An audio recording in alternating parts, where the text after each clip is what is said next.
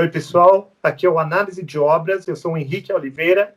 Eu sou o Francisco Parente. Hoje nós vamos falar do Black Mirror, o primeiro episódio da segunda temporada, chamado Volto Já.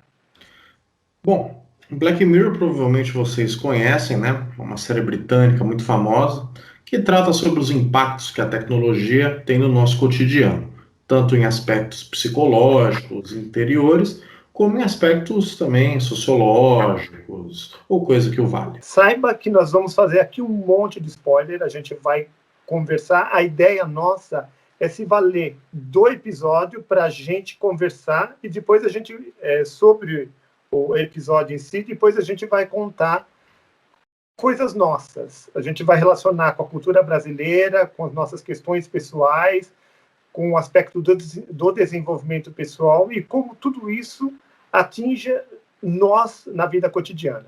Esse episódio, né, do Black Mirror em específico, ele talvez seja o episódio que mais trate, né, de questões internas, né, que o tema do episódio basicamente é o luto, né, como superar o luto, né, se é possível, né, usar da tecnologia para conseguir uma coisa que, em teoria, não voltaria mais, e como que essa tecnologia conseguiria desempenhar esse papel, né, de conseguir retornar uma coisa que aparentemente seria impossível. E aí, Henrique, como você achou que o episódio saiu nessa discussão? Esse episódio ele é um pouco diferente dos demais. Esse episódio parece que não mexeu tão fortemente comigo como, por exemplo, Nosedive, que a gente comentou já outra vez. Se você não viu, você telespectador, se você não viu, dá uma olhada. Ou se não, por exemplo, San Junipero, que é outro episódio também que eu gosto muito. Esse ele trata muito especificamente de uma mulher que ela perde o marido e aí ela não consegue lidar com esse luto, como o Francisco mencionou. Uma amiga aparece e oferece uma saída para ela. E a saída é contratar um serviço pela internet, que é um serviço inteligente que consegue se apropriar das informações do marido, tudo que ele postou no Facebook, tudo que ele postou nas redes sociais, e cria ele virtualmente para conversar com ela. É interessante, né, porque essa proposta, ela lembra um pouco o filme Her, né, que a gente também já comentou, né, só que o Her, ela teria assim, ela não tem essa limitação. O Her, ela pode ter acesso a muito mais coisas, enquanto que esse programa, né, que tenta simular o parceiro dela, ele fica muito preso no repertório que ele tem de mensagens que foram acumuladas, né, para construir essa personalidade. É interessante, porque no primeiro momento,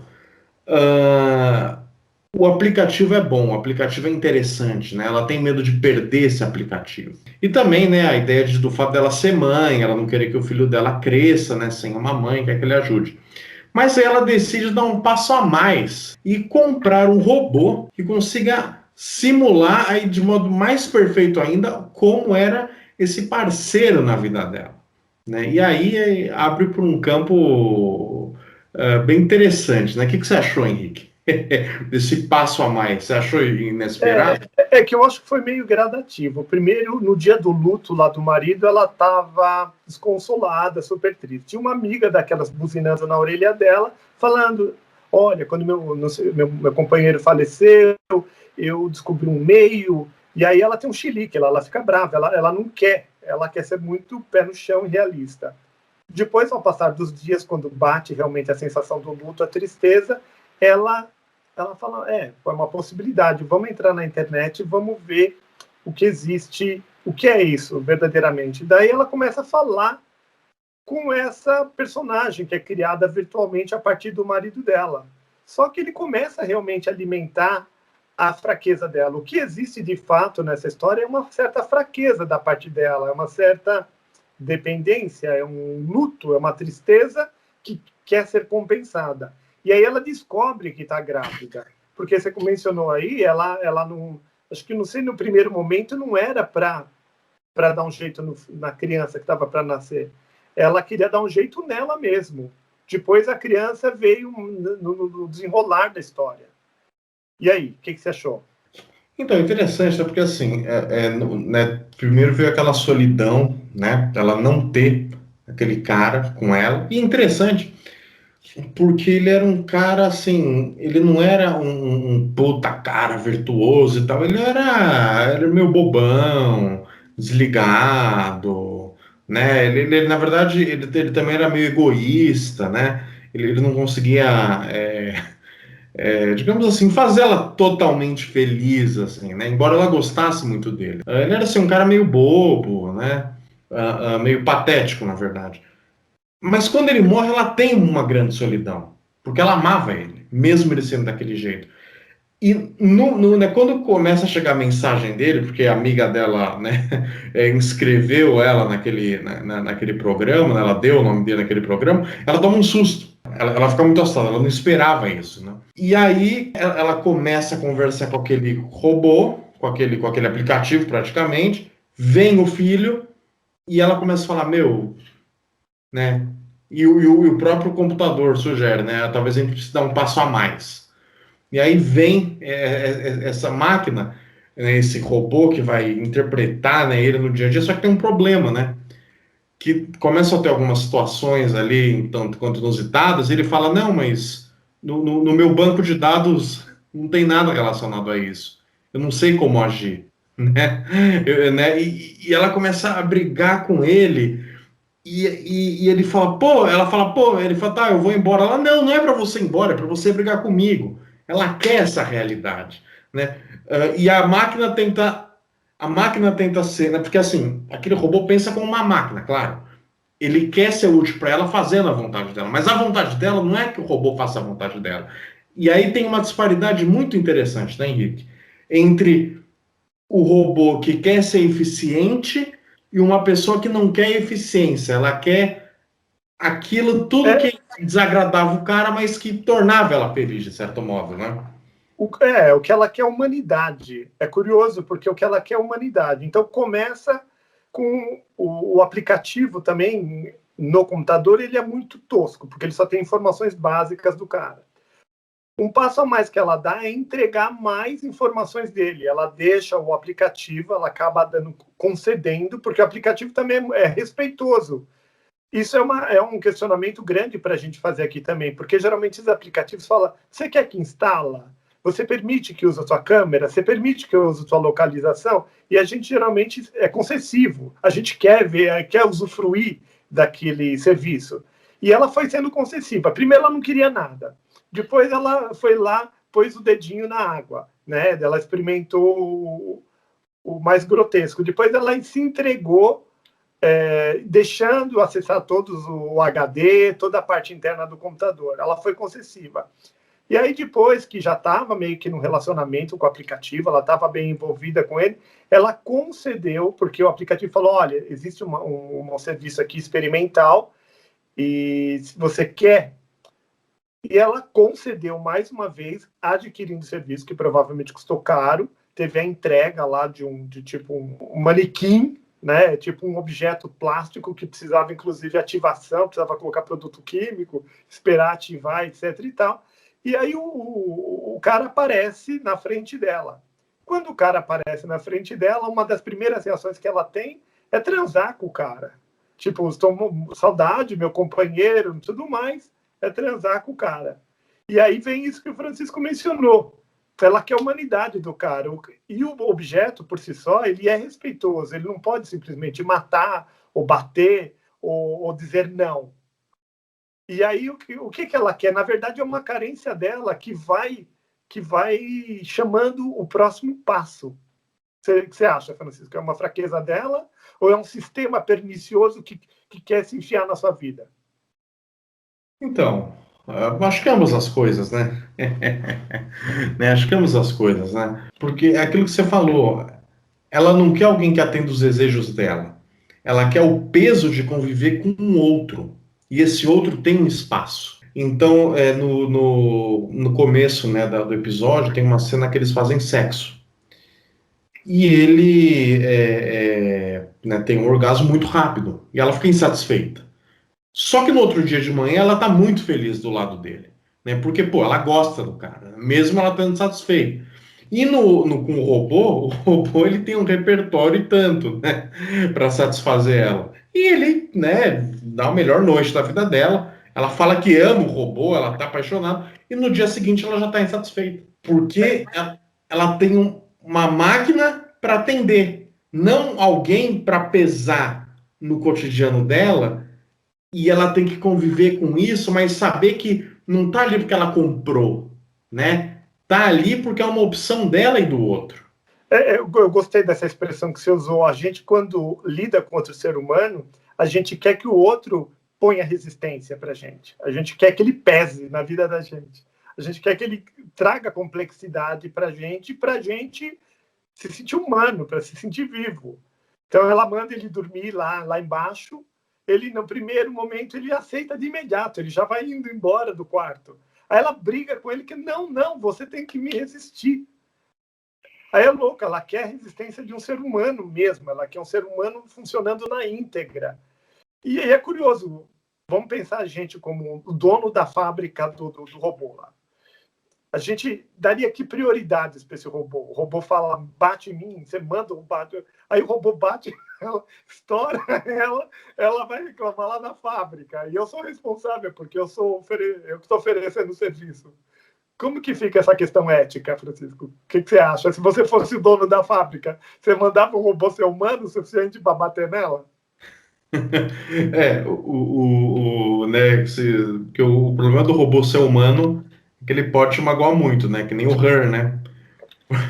Que ela termina com ele no final, né? E todos os É, robôs o Her é gostoso por conta disso, porque a máquina fica tão sofisticada que ela fica humana totalmente e depois ela sobrepassa tudo isso. Mas aí não, esse robô ele é meio robô mesmo, ele sabe a limitação dele. É interessante isso, né?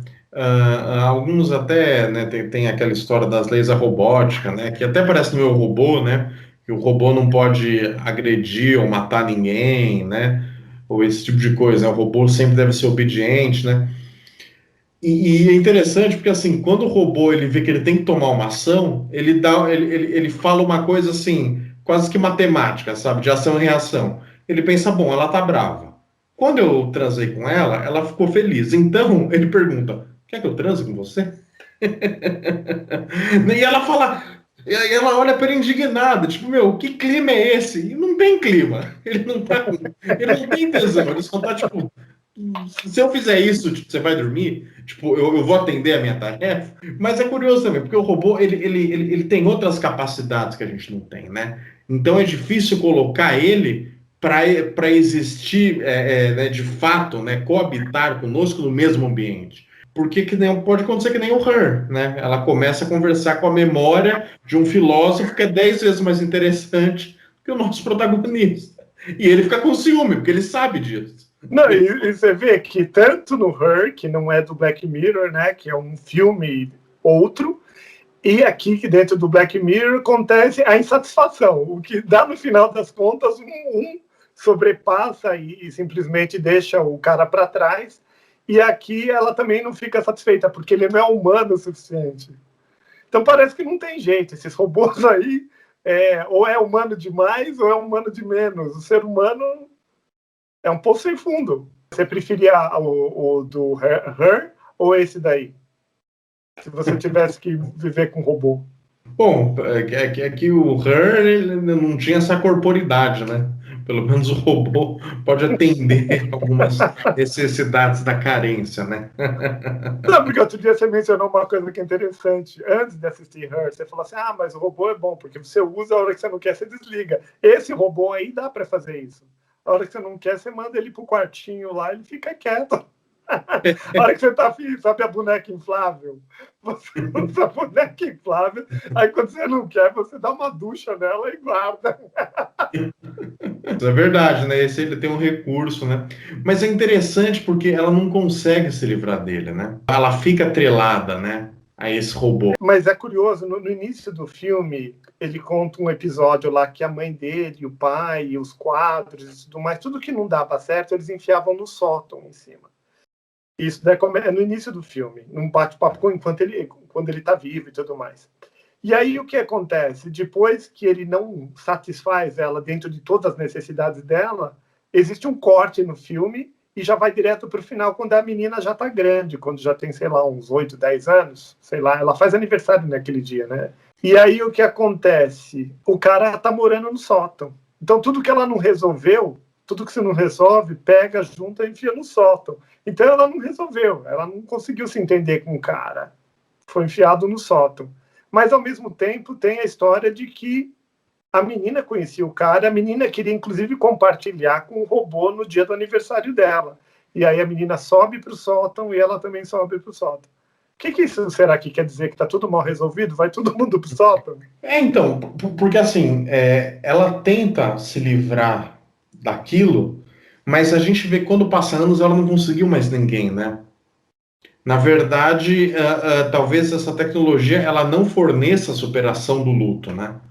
Ela quer trazer uma coisa de volta que não dá para trazer, né? Porque os dados eles não abarcam a complexidade da nossa vida, né? Então não dá para simular uma pessoa, porque é que nem ele falou, né? Quando ela pega a mão dele e põe no peito dela, ele fala: Não, mas nos meus dados não tem nada sobre o meu comportamento sexual. Eu não sei como é que eu faço, né? Tem uma parte que não está na rede. E ele não conseguia construir um repertório para agir, né? Então, assim, não foi, digamos assim, não sanou essa deficiência que ela tinha, né? Esse luto, né? Esses problemas, mas ao mesmo tempo foi uma âncora. Isso prendeu ela.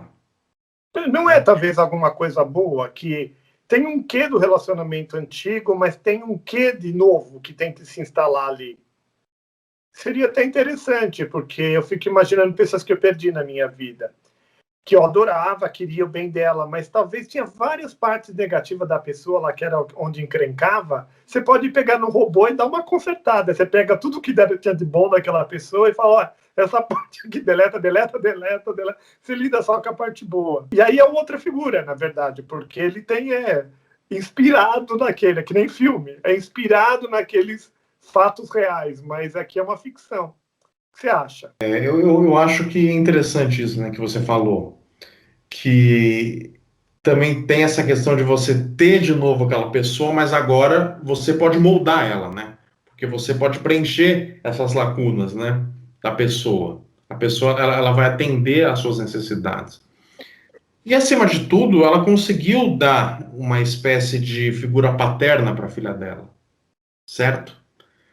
Né? Coisa que né, no começo, né, do episódio, que nem você tinha comentado, ele fala do irmão dele, não é mesmo? Que morreu.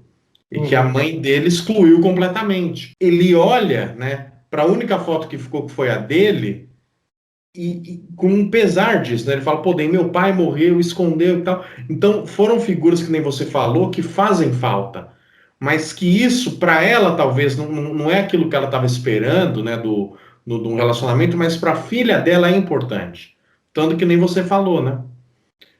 A filha dela pega o bolo e leva e fala: não, é que eu sei que você não come bolo, mas tipo, eu quero estar com você. Agora, é de se imaginar. Existe uma carência nela, que ela transfere para a máquina. A máquina procura suprir na medida dele, da máquina.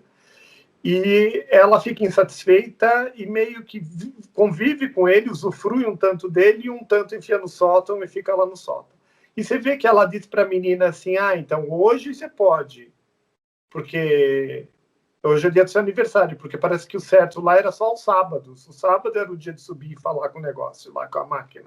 Os outros dias, não. Tem que ter um senso de realidade. Agora, que tipo de paternidade é essa? Será que é isso? Um dia por semana tá bom? Porque um dia por semana também, agora pensando em outros fatos, é mais ou menos quando a pessoa se separa, fica com a guarda. O pai só tem a guarda um dia na semana, às vezes. Então é o único dia que a criança fica com o pai.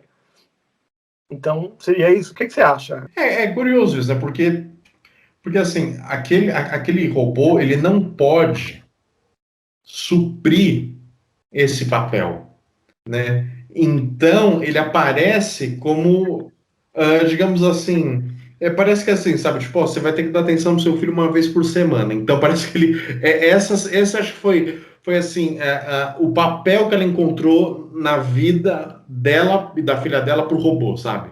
Tipo, você pode fazer parte da nossa família, mas com limite. Porque, tipo, você é uma parte dele, né? Não é mesmo? Mas a sensação, assim, o encontro com o robô é um dia por semana. Então, praticamente, agora eu estou imaginando o que o filme comunica, o diretor, quem produziu esse filme, é meio assim, ela se separou do cara e um dia por semana a criança é entregue para o cara e ela não se relaciona. Ela, na verdade, está vivendo um divórcio, ela está vivendo uma separação. Ela mesma não deve transar mais com o robô. Quem Você acha sabe? que ela deve transar com o robô ou no dia da recaída ela sobe no sótão?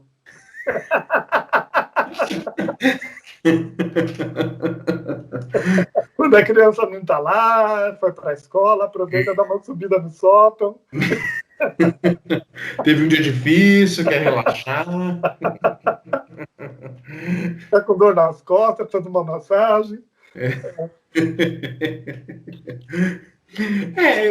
Assim, eu achei uma saída muito criativa, né? Porque eu lembro que a primeira vez que eu assisti esse episódio, eu não esperava que ele ia ter isso. Eu achava que ia ser um tudo ou nada, sabe? Ou ela fica com o robô, ou o robô é destruído, que nem ela tenta fazer com ele. Eu achei que ia ser um Pede para tudo ele ou se nada. jogar. E aí ele diz que ele vai se jogar, né? E ela não quer, no final das contas. Ela quer resistência, de novo. Mas é aí que é o divisor de águas. É aí que eu acho que vem o divórcio em seguida. Porque ela realmente percebe que ela não consegue a humanidade que ela quer. Porque ele só se torna humano quando ela pede, né? Falou, você jamais pularia. Ah, então não me joga, por favor, não quero morrer.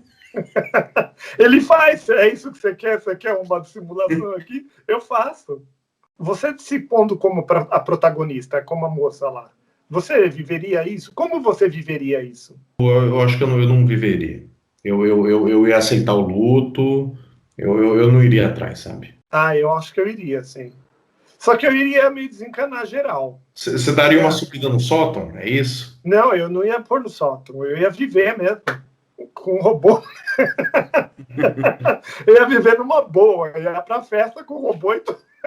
Ia pra festa de família, pro jantar, pro Natal, todo meu robô tava ali do lado funcionando. Numa boa. E educando meu robô para ficando cada vez melhor. Qual seria o problema de você viver com o robô e aceitar mesmo o robô de cara, assim, de vez? Porque eu acho que eu ia sentir a mesma coisa que a protagonista, sabe? Eu acho que assim, eu ia esperar uma espontaneidade, né? O termo que você usou, uma humanidade daquilo, mas eu não ia ver, entendeu? Eu ia ver uma máquina que tá tipo assim, ó, eu tô aqui pra te deixar feliz, tá? Fica feliz, tá bom? Você tá infeliz? Tá, então você gosta de tal coisa, eu faço pra você, tá? É isso? Você quer que eu brigue? Aí eu brigo com você, então, tá bom? Então, é uma oportunidade de você programando. Agora você briga. Nessa situação você não briga. Nessa situação você briga. Aí você vai educando a máquina. Eu acho que eu não ia conseguir, sabe? Porque eu acho que aquela coisa da máquina, ela ia retornar a volta e meia, sabe? Por mais que eu tivesse educado a máquina coisinha por coisinha, eu acho que volta e meia. Ela Isso, ia ela mostrar que ela é máquina. é. E E assim, você aquela ia ficar coisa. decepcionado. E aquela coisa, né? Ele é um. É porque assim, o episódio também fez um recorte assim, de uma pessoa que era muito solitária, que era ele, que ele só tinha ela na vida dele. Ele não tinha irmão, não tinha pai, não tinha mãe. Agora, outra coisa é você pensar em substituir isso quando a pessoa tem uma família viva ali, né? Como que você constrói? Não, é curioso, que nem no meu caso aqui, acabei de falar que eu levaria ele para fora, porque se eu estou vivendo eu e ele escondido dentro de casa, que foi o que ela fez, é uma coisa, é eu com meus dramas. O problema eu levar ele com a figura, eu lido com todo mundo da família, e os outros, como vão lidar com isso? Com a dor da perda deles, porque os outros também têm perda, têm dores e tem tudo, né? Imagina eu ir na casa dos pais dele com o cara. É um impacto que não é mais só com você, é um impacto com o grupo, né? Tanto que a irmã dela parabeniza ela, né, por um suposto seguir em frente, né?